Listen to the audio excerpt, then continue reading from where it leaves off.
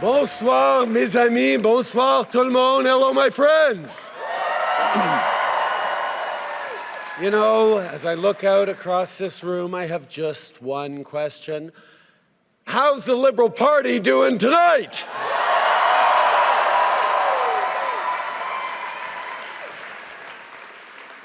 Ella Grace, je sais que ces dernières années n'ont pas été faciles pour Zav, Adrien et toi. Merci d'avoir été patient avec moi, même quand j'étais stressé, quand je voyageais trop souvent, quand je n'arrivais pas à penser à autre chose que le travail.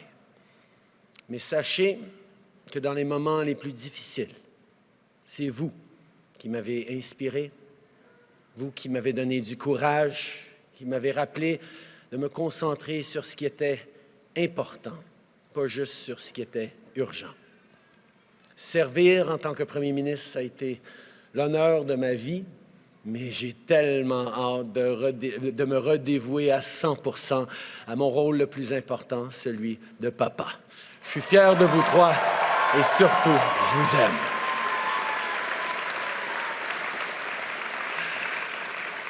Now, sit down. Now, I can imagine that you're all expecting me to stand up and talk about all that we've accomplished together. And don't get me wrong, I am damn proud of what we've done over these past 10 years for the middle class and people working hard to join it. But tonight is about our future as a party, as a country. Now, I know that we as Liberals, as a government, often get criticized by our friends for not taking a victory lap after we get something big done. We do something really big, and then we move on right away to the next challenge. Because as progressives, as Liberals, we know there is always more to do. So it is important to take the time to reflect on and share the big successes. But not tonight. Not tonight, because when Liberals gather, we're always focused on just one thing: the work that still needs to be done to build a country that stays worthy of all Canadians.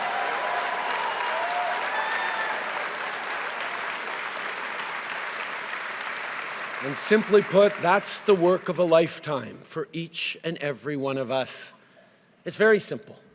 Liberals are dedicated to making this country even better, not because we think it's broken, but because we have an opportunity and therefore a responsibility to ensure that Canada stays the best country on earth.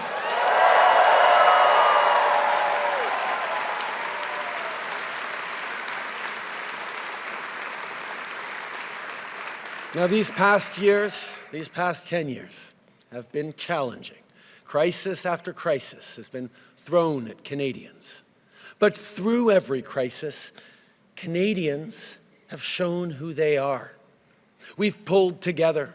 We've stood up for each other, and every single time, we've emerged even stronger.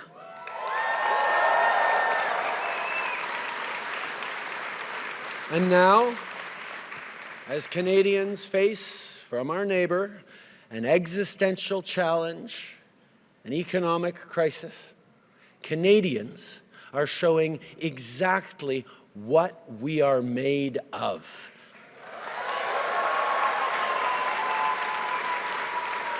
Canadians are showing what it is that makes us Canadians. Not by defining ourselves by who we're not, but by proudly embracing who we are.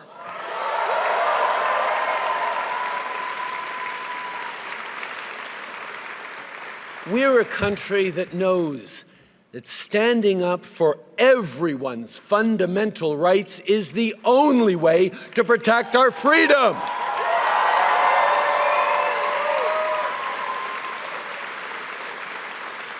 We're a country that believes no one should be left behind and that everyone should have a real and fair shot at success. We're a country that refuses to accept the false choice between a strong economy and a healthy environment. We're a country that embraces reconciliation and Indigenous peoples as true partners because it is the only path to a shared, prosperous future.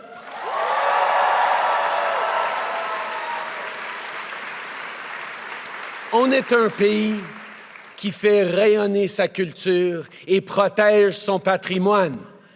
On est un pays qui fait vivre la langue française et la fait entendre de par le monde.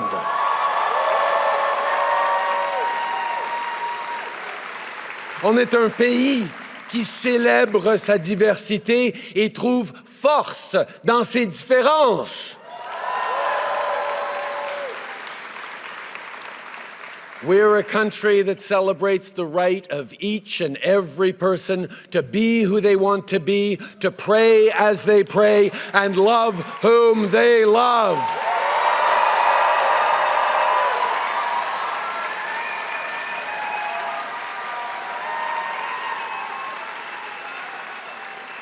We're a country that will always defend a woman's right to choose.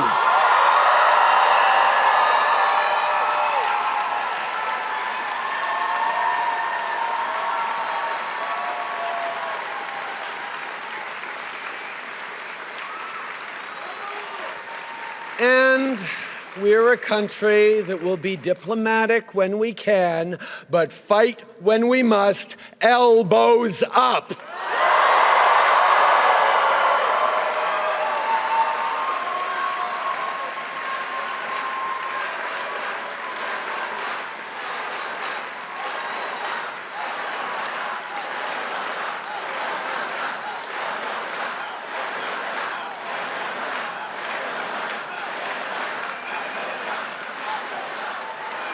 But you here in this room, and our fellow Liberals watching across the country, you know all about fighting with grit, with determination, when the going gets tough.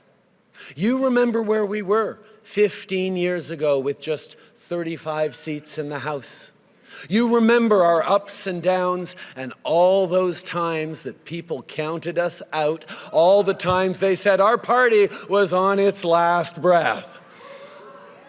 Like all Canadians, it's when you try to count us out that we Liberals show our true mettle.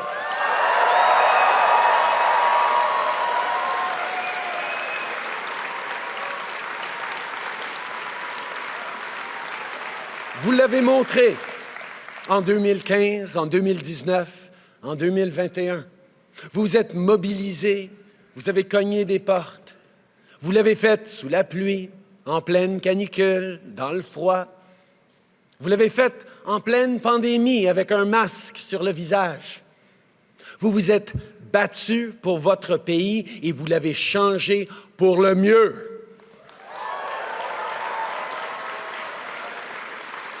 Mais vous savez, un parti, c'est plus qu'un nom, un logo, un leader. C'est vous. Vous qui, à chaque jour, portez les espoirs des Canadiens. Un pays, c'est plus qu'un drapeau et un territoire. C'est une vision. Une vision qui se bâtit peu à peu, jour après jour, entre amis, entre voisins. Et je veux remercier tous ceux qui ont été là pour qu'on bâtisse ensemble cette vision. Je pense à mes premiers bénévoles, il y a 18 ans, à ceux qui ont été là depuis les tout débuts. Reine, Louis-Alexandre, Stavroula et tant d'autres. Je pense au stationnement d'une épicerie de Papineau, où on est allé parler au monde et les convaincre de se joindre à ce mouvement. Tonight, I'm also thinking of two friends in particular who've been there with me and for me every step of the way for close to 20 years. The extraordinary Adam Scotty, and the unstoppable Katie Telford.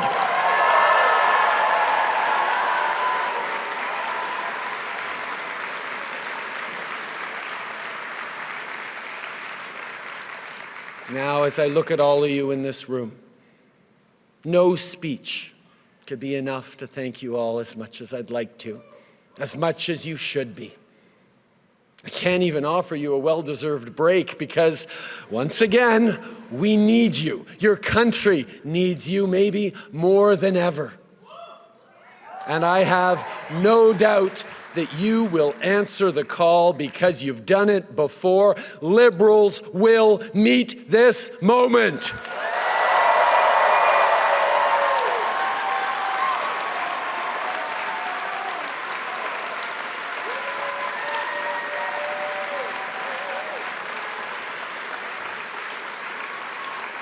And make no mistake, this is a nation-defining moment. Democracy is not a given. Freedom is not a given. Even Canada is not a given. None of those happen by accident. None of them will continue without effort. It takes courage. It takes sacrifice. It takes hope and hard work.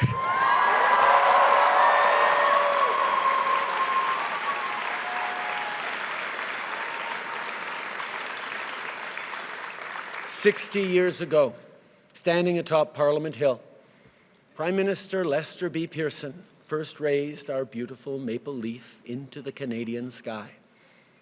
It was much debated at the time, but Pearson knew well what we all know now, that our flag would serve as a unifying symbol that would define the next chapters in our national story.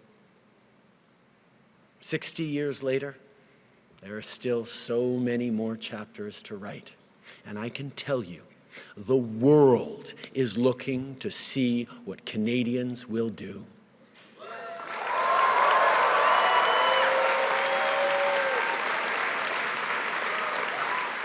So let us not dwell on all the great things we've achieved over the past 10 years. Let us aspire instead to achieve even more over the next 10 years and the decades to come. Let us remain steadfast, defiant, and united.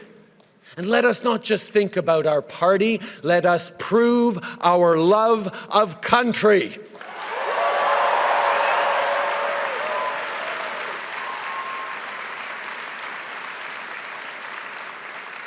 As your leader, as your Prime Minister, I have done my level best each and every single day to help build a country that stays worthy of all Canadians. I've done it for Xavier, for Ella Grace and Hadrian. And I've done it for your kids too. And I've done it with you. And although you'll always find me alongside you, cheering along, their future and your future is now in your hands. Merci, mes amis. Merci pour tout.